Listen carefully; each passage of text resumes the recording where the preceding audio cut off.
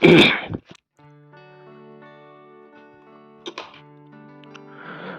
की दुनिया के दोस्तों, आप सभी को मेरा यानी हेमंत कुमार का प्यार भरा नमस्कार, आदाब, सत श्री अकाल। कैसे हैं आप लोग? मैं उम्मीद करता हूं आप लोग अच्छे होंगे और अपनी जिंदगी का निर्वहन बड़ी खूबसूरती के साथ कर रहे होंगे और इसमें ईश्वर आपकी बहुत ज्यादा आपको नवाज रहा होगा। बहरहाल हम बात करते हैं रेखा के बारे में आज फिर से। रेखा एक ऐसी अभिनेत्री रही है जिनकी रेखा कुछ नहीं हुआ करती थी। मतलब उनके कोई, जिसको बोलते हैं ना कि उनके कोई प्रिजुडिसेस नहीं थे, उनकी कोई लिमिटेशन नहीं थी। रेखा एक अनप्रिडिक्टेबल एक ऐसी कलाकार रही है कि जिनसे हम जिस चीज की भी उम्मीद कर सकते थे ना, उनकी तो कर ही सकते थे।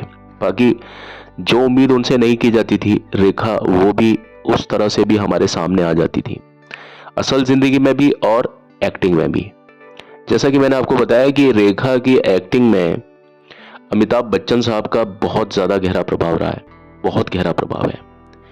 आप रेखा के चलने, रेखा के उठने, रेखा के बैठने, रेखा के बोलने, अदायगी, एक एक चीज, मतलब जो भी कोई शख्सियत की बारीकियां होती है ना, चाहे तो असल जिंदगी में चाहे फिल्मी जिंदगी में, आप अमिताभ को देख लीजिए और रेखा को देख लीजिए, आपको 1% भी फर्क नजर नहीं आएगा। यानी एक संस्करण होता है ना, एक महिला संस्करण है और एक पुरुष संस्करण है।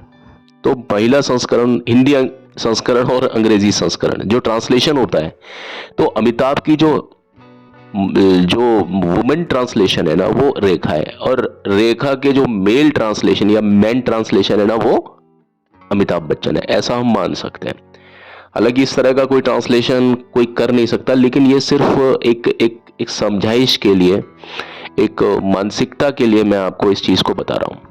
तो साहब कुछ इस तरह की बात हुई कि जिसमें रेखा का कुछ रहा लोगों के साथ में, किन किन लोगों के साथ में उनका उनका अफेयर रहा, किन किन लोगों के साथ में चर्चाएं हुई, उनकी लिस्ट बहुत, फहरिस्त बहुत लंबी है मैं जो आपसे कहना चाहता हूं। लेकिन उनकी ज्यादातर जो केमिस्ट्री जोड़ी, वो जो उनका साथ रखा, लोग बाग चाहते थे कि अमिताभ और रेखा की वास्तव में भी शादी हो जाए।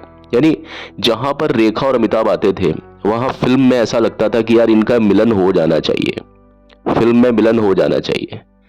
अब कोई कैरेक्टर है, मेरे ख्याल में अमिताभ बच्चन की मौत हुई थी किसमें, आपके मुकद्दर का सिकंदर में। लेकिन उस फिल्म को फिर भी पसंद किया गया, क्योंकि एक दिखाने का जो तरीका होता है, वो किस हिसाब से कैसे वो चीजें भी अमाउंट करती हैं कि फिल्म में का जो, मतलब निर्देशन किसने संभाला, ये चीजें भी। अब मुकद्दर का सिकंदर जो थी, वो प्रकाश मेहरा साहब ने उस चीज को डायरेक्ट किया था। और ऐसा नहीं है कि अमिताभ बच्चन के साथ में मतलब रेखा का जो अफेयर था, वो ये सिलसिला फिल्म से ही कुछ आगे बढ़ा। ये बात बहुत दिनों से चल रही थी इनके बीच में। कोई भी जो प्रेम प्रसंग होता है, वो ऊपर देखिए, कोई भी पौधा होता है, वो शुरुआत में जमीन से नहीं उगता, उसकी पहले जो जड़ें होती है ना, वो तैयार होती हैं। और जब जड़ें तैयार होती है ना, वो जड़ें दिखती नहीं है, जड़ और बीज नहीं दिखते हैं। हाँ, जब वो जड़ ऊपर आती है, जड़ जब तने में आती है, तना जब शाखाओं में बदलता है, और शाखें जब जब पत्तों में, पत्तों से जुड़ते हैं, और फिर पत्ते जब और चीजों से जुड़ते हैं, फल और फूल से जुड़ते हैं, तब हमें दिखता है कि यार इसका तो पूरा पेड़ ही हो गया। तो वो चीजें जो थी ना, वो जड़ों में थी, और वो बहुत पहले से हुआ करती थी। बहरहाल रेखा जो है, उनकी निजी जिंदगी में उथल पुथल के बावजूद भी, मतलब रेखा का जो करियर था, वो नई ऊंचाइयों को छू रहा था। मैं बात कर रहा हूँ 70 के दशक की। तो 70 के दशक तक आते आते वो एक टॉप की हीरोइन बन चुकी थी, टॉप की एक्ट्रेस थी वो। हीरोइन मतलब मैं इसलिए बोलता हूँ क्योंकि हीरोइन वो मतलब ऑपोजिट हीरो के ही आती थी, और फिल्म में अकेली, मतलब उन्हें इस बात का कोई भी परवाह नहीं थी कि फिल्म में कोई उनको अकेले ले रहा है, यानी वो अकेली एक एकल हीरोइन है या एक्ट्रेस है, या वो किसी और के साथ में भी स्क्रीन को शेयर कर रही है। अक्सर उस समय ये होता था कि फिल्मों में जो एक्ट्रेसेस होती थी यानी जो हीरोइन बन के आती थी वो सिर्फ नाम मात्र के लिए फिल्मों में होती थी, कि जैसे कोई व्यक्ति चाहिए, और खास तौर पर अमिताभ बच्चन की फिल्मों में तो ऐसा होता ही था कि हीरोइन को या एक्ट्रेसेस को जो कवरेज दिया जाता था वो सिर्फ एक दिखाने के लिए कवरेज होता था कि साहब हीरो जो है ना वो कंप्लीट लगे, कंप्लीशन होना चाहिए उसका। अमिताभ को लोग बाग मारधाड़ और एंग्री यंग मैन वाली भूमिका में ही पसंद करते थे। हालांकि ऐसा नहीं था कि अमिताभ सिर्फ उन्हीं भूमिकाओं में रमे हुए थे। अमिताभ बच्चन बहुत अच्छी भूमिकाओं में, जैसे फिल्म आई थी आलाप, कोई गाता मैं सो जाता, है ना, के जे यशुदास की आवाज में जो गाना है, आप देखिए आलाप फिल्म को देखिए, आप बंसी बिरजू को देखिए, आप, है ना, आप देखिए संजोग फिल्म को, आप कभी कभी को देखिए, आप आनंद को देखिए, आप मतलब आप खैर नमक हराम में तो उनका जो कैरेक्टर था वो थोड़ा सा मतलब ज़्यादा ही रैशनेस वाला था, गुस्से वाला कैरेक्टर था। लेकिन उसके अलावा जो अमिताभ बच्चन है, आप चुपके चुपके में देखिए आप अमिताभ बच्चन को, यहाँ पर आपको एंग्री यंग मैन का कोई भी लुक दिखाई नहीं देगा। तो अब लेकिन फिर भी एक दौर ऐसा आया, मैंने जैसा कि बताया कि 70 का जो दशक था, वो जब 70, 72, 73, 74, 75, 76, 78, 79 यानी डॉन और ये फिल्में जब आ चुकी थी, जंजीर के बाद में उनका एक कैरेक्टराइजेशन डिसाइड हो गया कि सब अमिताभ बच्चन जो है ना ये फाइटिंग के लिए बने हैं, ये एंग्री यंग मैन के तौर पर ही जाएंगे स्क्रीन पर। यहाँ पर फिर शोले शोले हिट हुई और जंजीर के साथ में जो दीवार थी वो, उसका सभी ने देखा कि भाई अमिताभ तो अमिताभ है साहब, अमिताभ का तो कोई मतलब। आप देखिए फिर दीवार का जो कैरेक्टर था वो फिर डॉन में यूज किया गया, डॉन की तरह कैसे उनका यूज होता है, फिर वही चीज फिर कालिया में यूज हुई, लेकिन उनके जो सबके जो परिस्थिति थी और उनमें बहुत ज्यादा वेरिएशन था। और मेरे ख्याल में अमिताभ बच्चन की जगह अगर कोई और व्यक्ति अगर इन सारी चीजों को करता तो सारे जो कैरेक्टर्स इन्होंने एंग्री यंग मैन वाले किए वो सब मिला देता, एक जैसे ही कैरेक्टर लगते, लेकिन उसके बीच में भी अमिताभ बच्चन ने कैरेक्टर के आधार पर अपनी एक हर जगह पर एक इमेज को क्रिएट किया। हर फिल्म में आप समझ सकते हैं कालिया कौन है, आप समझ सकते हैं जो विजय पाल है वो कौन है ना, काला पत्थर में। हालांकि वो काला पत्थर में जो वो है वो पॉजिटिव साइड से लड़ते हैं, लेकिन दीवार में वो नेगेटिव के कैरेक्टर है अमिताभ बच्चन। लेकिन मैंने क्या कहा आपको कि अमिताभ नाम की आंधी ऐसी है कि वो हम सबको एक ही दिशा में भाग के ले जाती है, और हम समझते हैं कि साहब अमिताभ बच्चन जो कर रहे हैं ना वो बिल्कुल सही है। ऑन स्क्रीन वो अपनी बात को इतना जुडिशियस, मतलब ये स्क्रीन पर क्या कहना चाहिए, स्क्रीन प्ले पर पूरा डिपेंड करता है कि स्क्रीन प्ले पर कोई भी कैरेक्टर ऐसा ना लगे कि यार ये कैरेक्टर है तो हीरो, लेकिन ये नेगेटिव चीज की तरफ से, नेगेटिव फोर्स की तरफ से लड़ रहा है। अगर ये नेगेटिव फोर्स की तरफ से भी लड़ रहा है कोई बात नहीं, ये नेगेटिव है कैरेक्टर, ठीक है, ये अच्छे काम नहीं कर रहा, तो इसके पीछे बेस क्या है, इसके पीछे क्या कोई बहुत बड़ा आधार है, क्या कोई आधारहीन किसी बात को लेकर के तो ये अपनी लड़ाई नहीं लड़ रहा। वहां पर क्या होता है कि हमको उस एक्टर के प्रति सहानुभूति पैदा नहीं होती है, और अगर वो खुदा न खास्ता वो व्यक्ति अगर स्क्रीन पर मर जाता है तो हमें बहुत ज़्यादा दुख होता है। और सलीम जावेद का जो ये फॉर्मूला था ना, मैं इसमें देखिए अमिताभ बच्चन की एक्टिंग तो मानना ही पड़ेगा कि थी, लेकिन उसके पीछे जो दिमाग लगा था, जो करामातें हुई थी ना, वो सलीम जावेद की कलम से हुई थी। आप ये समझिए कि किसी भी कैरेक्टर को स्टेब्लिश, जैसे कि राजेश खन्ना का स्टेब्लिशमेंट भी एक तरीके से सलीम जावेद ने ही अच्छे, मतलब राजेश खन्ना फिल्में कर रहे थे लेकिन सलीम जावेद ने उनको एक अलग टाइप का ऑरा भी दिया था। और इसी तरह से मैं बात फिलहाल रेखा की कर रहा हूँ, लेकिन क्या होता है कि जब अमिताभ का जिक्र आता है तो मैं सबको भूल जाता हूँ और फिर मैं अमिताभ के लिए लग जाता हूँ बात को करने में। तो मैं यही कह रहा हूँ आपको कि उस समय तक एंग्री यंग मैन की भूमिका में अमिताभ बच्चन को लिया जाता था, और साथ में जो कि उनके साथ में जो भी एक्ट्रेसेस होती थी उनको सिर्फ खाना पूर्ति के लिए लिया जाता था कि भाई ठीक है उसको एक कंप्लीशन दे दिया जाए, उसको एक पूरा लगे, भाई हमारा जो हीरो है ना वो पूरा लगे, ऐसा ना लगे कि भाई उसके पास में माँ नहीं है, उसके पास में एक माशूका या महबूबा नहीं है, उसके पास में वो सारे तरीके हैं, वो सारे कारण हैं जिससे कि वो फाइट लड़ेगा फिल्म में, एक लीगल एक लॉजिकल उसका लगना चाहिए कि साहब वो जो कर रहा है वो सही कर रहा है। इस वजह से उसको जो हीरोइन भी मिलती थी फिल्म में, एक्ट्रेसेस, और हर एक्ट्रेस तैयार रहती थी अमिताभ के साथ में आने के लिए। अब उससे कोई फर्क नहीं पड़ता क्योंकि अमिताभ की फिल्में सिर्फ अमिताभ ओरिएंटेड ही हुआ करती थी और वो अमिताभ के नाम से ही बिकती थी। ऑडियंसेस सब भूल जाते थे, जिसकी बीवी मोटी, उसका भी बड़ा नाम है, वो आपने देखा होगा गाना। वो पर्दे पर आप देखिए वो किसने निभाया था, और अमिताभ बच्चन ने भी गाया वो गाना, मतलब फिल्माया अमिताभ ने गाया भी उस गाने को और फिल्माया भी अमिताभ के ऊपर, लेकिन उसी फिल्म में वो गाना फीमेल ने भी गाया था और फीमेल एक्ट्रेस पर भी फिल्माया था। लेकिन आज हमें जो गाना जो याद आता है ना, वो हमें अमिताभ बच्चन की वजह से याद आता है।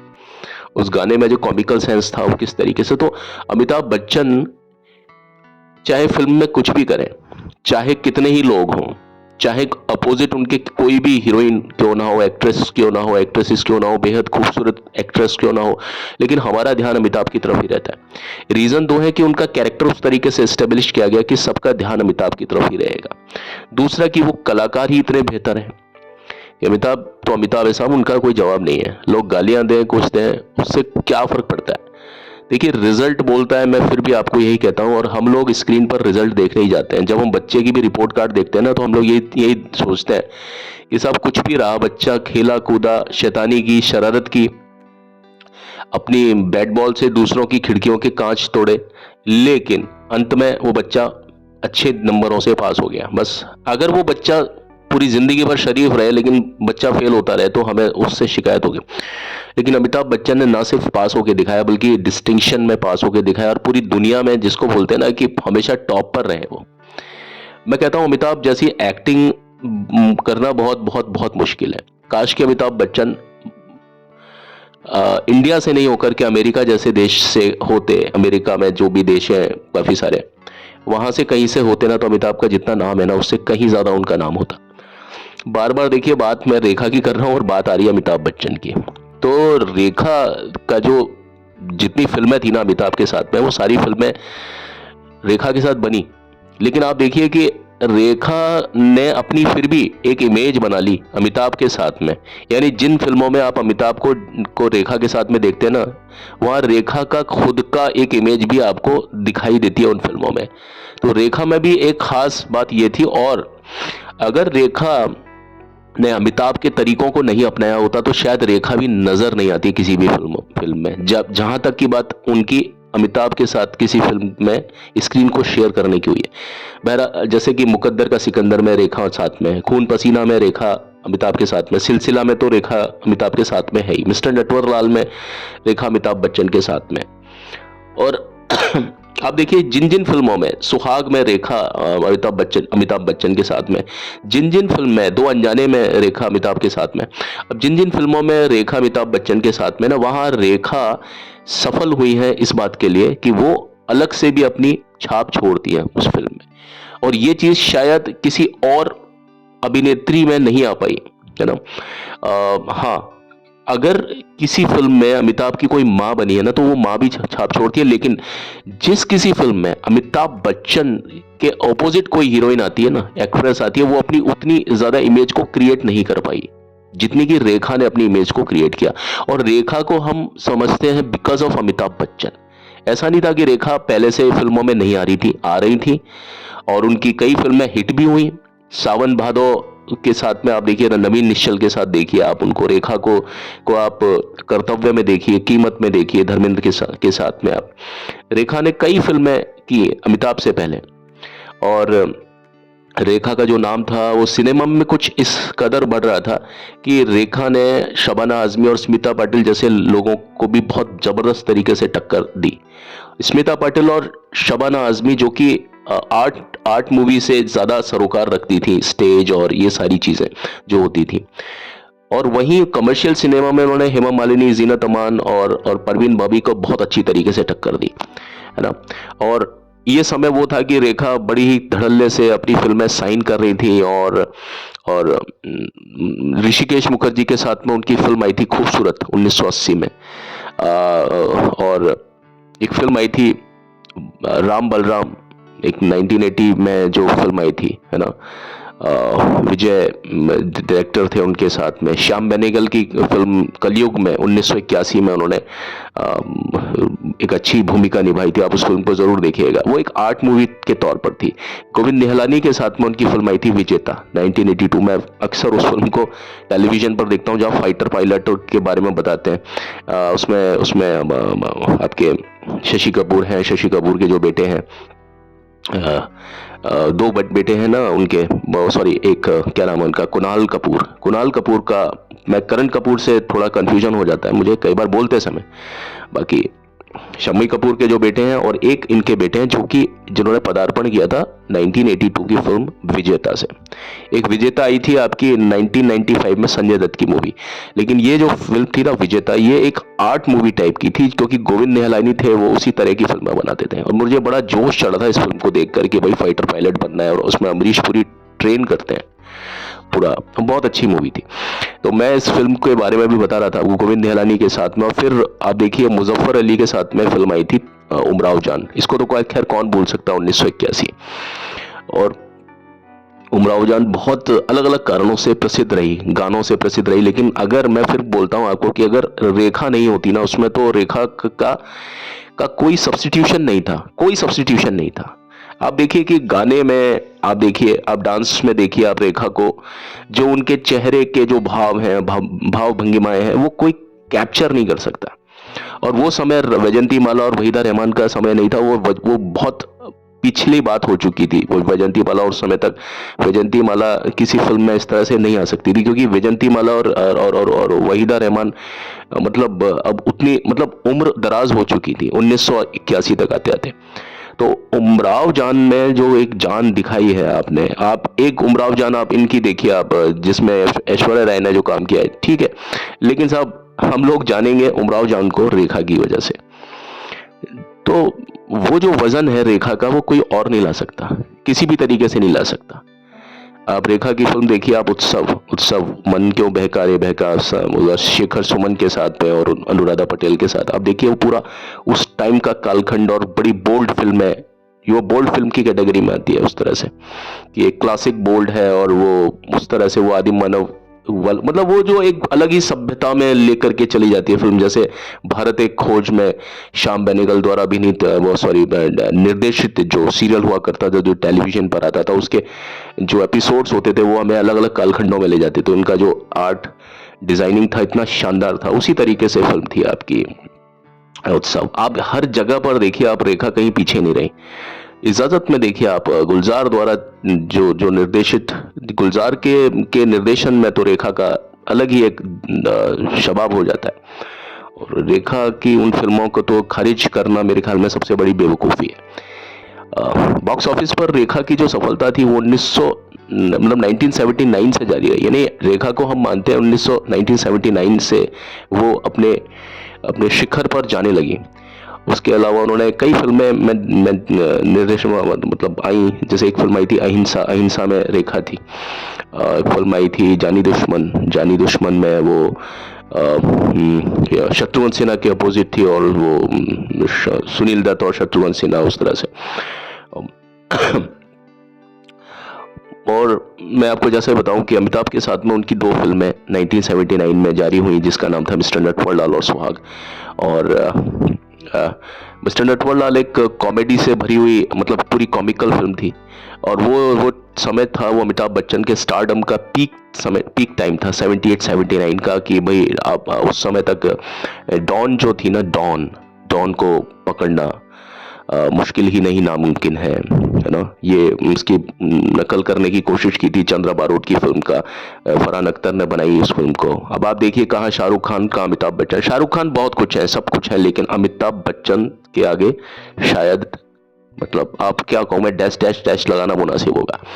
यानी डॉन, यार डॉन तो डॉन है, डॉन। मैं शाहरुख खान को बहुत मानता हूँ, लेकिन साहब अमिताभ बच्चन को तोड़ नहीं पाएगा कोई भी डॉन जैसी भूमिकाओं में, या कुछ भी ऐसे नहीं होता। ये मैं कहता हूँ ये इम्पॉसिबल चीज है। ये प्रयास करना ही बेवकूफ़ी है। लेकिन जिसने किया, अच्छी बात है, प्रयास किया, मैं उसको गलत नहीं कहता, लेकिन आप ये मत समझिए कि उनसे आगे कोई चला गया डॉन में। नहीं, बच्चन तो बच्चन है, बच्चन से आगे नहीं जा सकता कोई इस तरह से। उसके पीछे रीजन है, ये कोई अंधी भक्ति नहीं है जो मैं कर रहा हूँ। वेल, मिस्टर नटवरलाल एक रिवेंज ड्रामा थी, और जो कि बेहद अजीब सी कॉमेडी थी उसमें, और बड़ी अच्छी सी थी, सिचुएशनल कॉमेडी। उसी टाइप की कॉमेडी वो उन्होंने फिल्म की थी, कौन सी, 2 और 2 5। तूने भी देखा नहीं देखा है तो जाना नहीं, जाना है तो माना नहीं, मुझे पहचाना नहीं, दुनिया दीवानी तेरे तेरे मेरे पीछे भागी, किसमें दम या ठहरे जो मेरे आगे आना नहीं, देखो टकराना नहीं, किसी से भी हारे नहीं हम। अरे बड़े प्यारा सा गाना है उस तरह से। तो वो समय था वो कि अमिताभ बच्चन इस तरह की कॉमेडी वगैरह भी कर रहे थे। तो मैं आपको ये बता रहा हूँ कि उनकी फिल्में आई थी मुकद्दर का सिकंदर, उसमें आप देखिए गाना सलामे इश्क, है ना। आप देखिए मिस्टर नटवर लाल का परदेसिया, ये सच है पिया, वो पूरा का पूरा रेखा का एक कथित अफेयर था उस समय। और मिस्टर नटवरलाल का निर्देशन किया था राकेश कुमार ने, जो उनके साथ में पहले भी काम कर चुके थे खून पसीना की यूनिट, मतलब के समय में रेखा और ये सारे लोग एक साथ थे, पूरा अमिताभ बच्चन, राकेश कुमार और रेखा। और अमिताभ बच्चन के संपर्क में, वास्तव में जो रेखा का जो संपर्क हुआ अमिताभ के साथ में, वो हुआ था फिल्म खून पसीना। यही एक फिल्म थी। उससे पहले रेखा प्रभावित थी अमिताभ बच्चन से 2 अनजाने फिल्म में, लेकिन जो नजदीकियां बढ़ी वो खून पसीना से बढ़ी। और अमिताभ बच्चन के कुछ फिल्म के सीन्स वगैरह फिल्माए जाने थे, है ना। किस फिल्म की बात कर रहा हूं मैं, मिस्टर नटवरलाल की। यानी खून पसीना में तो रेखा ने अमिताभ को बहुत जबरदस्त तरीके से नोटिस किया, और फिर मिस्टर नटवरलाल के समय पर रेखा पूरी तरीके से अमिताभ पर फिदा थी। और ये बताया जाता है कि रेखा जो है ना, वो कभी भी इतनी ज्यादा कॉन्शियस नहीं थी फिल्म में, मतलब टाइमिंग के लिए बड़ी वो डिसिप्लिन में नहीं रहती थी, बिल्कुल डिसिप्लिन में नहीं रहती थी वो। कभी आई शूटिंग पर, कभी नहीं आई, कितने बजे उठ रही है, कितने बजे जा रही है, कोई पता नहीं था। बिना बताए वो चले जाती थी लोकेशन से। डायरेक्टर बड़े परेशान होते थे, बहुत ज्यादा घाटा भी हुआ फिल्मों में, नुकसान झेलना पड़ा प्रोड्यूसर्स को। लेकिन जब उन्होंने इस फिल्म में काम किया मिस्टर नटवरलाल में, तो आप देखिए कि हालांकि समय की पाबंदी अमिताभ के लिए कोई बड़ी बात नहीं थी, क्योंकि ये तो उनके सिस्टम का एक हिस्सा था कि, लेकिन हर कोई इस बात को लेकर के मतलब सुनिश्चित था कि भाई रेखा तो कभी समय पर पहुंचेंगी ही नहीं फिल्म की शूटिंग के लिए। लेकिन जब अमिताभ बच्चन साथ में थे ना मिस्टर नटवरलाल के, तो ये बताया जाता है कि रेखा जो थी ना, वो मेकअप के लिए रात में 2 बजे उठ जाती थी अपने होटल में, और 4 बजे तो अपने होटल से निकल भी जाती थी, अपनी गाड़ी से लोकेशन पर पहुंच जाती थी 4 बजे। और ये उनका पूरा सिस्टम रहता था, 2 बजे उठ करके तैयार होकर के 2 घंटे में 4 बजे अपने होटल से निकल करके लोकेशन पर पहुंच जाती थी। ये आलम था रेखा का अमिताभ बच्चन के साथ में, उनकी दीवानगी के साथ में। यानी वो हर चीज में अमिताभ को नोटिस करती थी। और अब मैं क्या कहूं आपको कि अमिताभ और रेखा के बारे में तो जितनी बातें कहें उतनी कम है। अमिताभ और रेखा का जो मिलन है वो इस तरह से है कि अगर फिल्म इंडस्ट्री में अगर रेखा नहीं है तो अमिताभ बच्चन का भी हम नहीं मानते। मतलब कहीं ना कहीं वो पूर्णता है दोनों के बीच में। अगर कहीं कुछ अपूर्ण है अमिताभ बच्चन तो रेखा की वजह से, और रेखा अगर पूरी नहीं है तो अमिताभ की वजह से पूरी नहीं है। तो ये मैंने आज आपको कुछ बताने की कोशिश की आज कि भाई रेखा और अमिताभ का किस तरीके का क्या समीकरण रहा फिल्मों में, किस तरह से वो आपस में एक दूसरे के साथ में क्या बॉन्डिंग नहीं। और आप रेखा और अमिताभ का तो मैं क्या कहूँ आपको कि जब तक फिल्म इंडस्ट्री में रहेंगे, कोई इतिहास रहेंगे, अलग अलग अफेयर्स की हम लोग बात करेंगे, लेकिन वो अफेयर्स की बातें बिना अमिताभ और रेखा की बातों के वो सारी चीजें अधूरी हैं, वो सारी चीजें बेमानी हैं, वो सारी चीजें अवास्तविक हैं। रेखा अमिताभ से पूरी तरीके से न सिर्फ फिदा है, बल्कि उनका पूरा प्रभाव है अमिताभ का रेखा के ऊपर। और इतना ज्यादा प्रभाव अमिताभ बच्चन का किसी और व्यक्ति पर नहीं देखा गया। आप डांस में देख लीजिए, जैसा कि मैंने आपको बताया, आदमियों में प्रभाव हो सकता है अमिताभ बच्चन का, लेकिन औरतों में जो प्रभाव है वो रेखा में आपको अमिताभ का पूरा एक इमेज मिलेगी। ठीक है ना।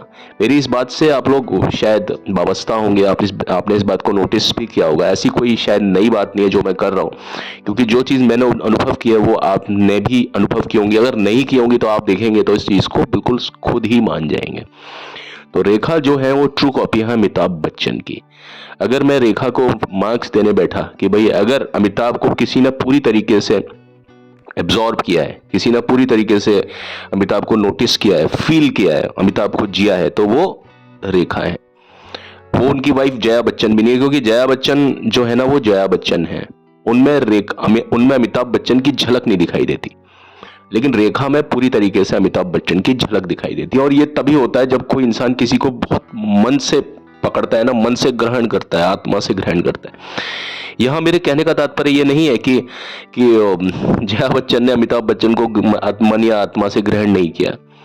देखिए वो एक अलग चीज है कि जो व्यक्ति तरसता है ना किसी के लिए, रेखा अमिताभ के लिए तरसी है, लेकिन जया बच्चन अमिताभ के लिए तरसी नहीं है, क्योंकि जया बच्चन की तो शादी हो चुकी थी अमिताभ से। जो व्यक्ति तरसता है ना किसी को पाने के लिए, वो उसको बहुत अलग तरीके से महसूस करता है, अलग तरीके से अब्सॉर्ब करता है अपनी पर्सनैलिटी में। और यही है कि जैसे एकलव्य तरसा था ना, एकलव्य तरसा था द्रोणाचार्य के लिए, अर्जुन नहीं तरसा था द्रोणाचार्य के लिए। अर्जुन को सहजता से मिल गए थे द्रोणाचार्य, लेकिन एकलव्य जो था ना उसको सहजता से द्रोणाचार्य नहीं मिले थे। लेकिन मैं फिर भी, या आप भी मानेंगे कि सबसे बड़ा जो धनुर्धर था ना, अगर हम बोलते हैं अर्जुन उतना बड़ा धनुर्धर नहीं था, एकलव्य जो बात थी ना एकलव्य की, वो अर्जुन में नहीं हो सकती थी। और इसी चीज से घबराए थे द्रोणाचार्य और इसीलिए उनसे अंगूठा ले लिया था। ठीक है, तो मैं आपको द्रोणाचार्य और एकलव्य और अर्जुन, यानी द्रोणाचार्य जो है वो है अमिताभ बच्चन, एकलव्य है वो है रेखा, और जो अर्जुन है वो है जया बच्चन। तो जया बच्चन, और ये मैं रिश्ते थोड़े से ऐसे बता रहा हूं, गुरु और शिष्य, लेकिन अगर उस तरीके से सांकेतिक भाषा में मैं बात करूं तो मेरे हिसाब से समीकरण इस तरह से जाएगा। आप लोग अपनी अपनी राय बता सकते हैं मुझे, और प्लीज किसी भी तरीके से, किसी भी अंदाज में अगर मैंने अनजाने में अगर आपका दिल दुखाया हो तो मैं उसके लिए बेहद क्षमा प्रार्थी हूं। मैं आपसे कोटि कोटि उस चीज के लिए क्षमा मांगता हूं, और इस चीज का आपका अभिनंदन और धन्यवाद करता हूं कि आपने मेरी बात को इतना अच्छे तरीके से सुना। चलिए आज की वीडियो में इतना ही है, और अगली वीडियो में एक बार फिर से एक अलग एक परिप्रेक्ष्य के साथ में आपकी सेवा में फिर से हाजिर होता हूं। तब तक के लिए अपने होस्ट, अपने दोस्त को यानी हेमंत कुमार को इजाजत दीजिए। Thank you and have a nice time. लेकिन जाने से पहले प्लीज मेरे चैनल को लाइक, शेयर, सब्सक्राइब जरूर कर लीजिए। कुछ बातें ऐसी होती हैं जो बोली नहीं जाती हैं, स्वतः ही आप प्लीज कर लीजिए, आपका क्या जाएगा। लेकिन हमारे पास में बहुत कुछ ऐसी चीजें हैं जो एक हौसला अफजाई होती है ना, वो मिल जाएगी। Thank you and have a nice day. कल मिलते हैं। आप सभी खुश रहें, आबाद रहें, मस्त रहें। Thank you.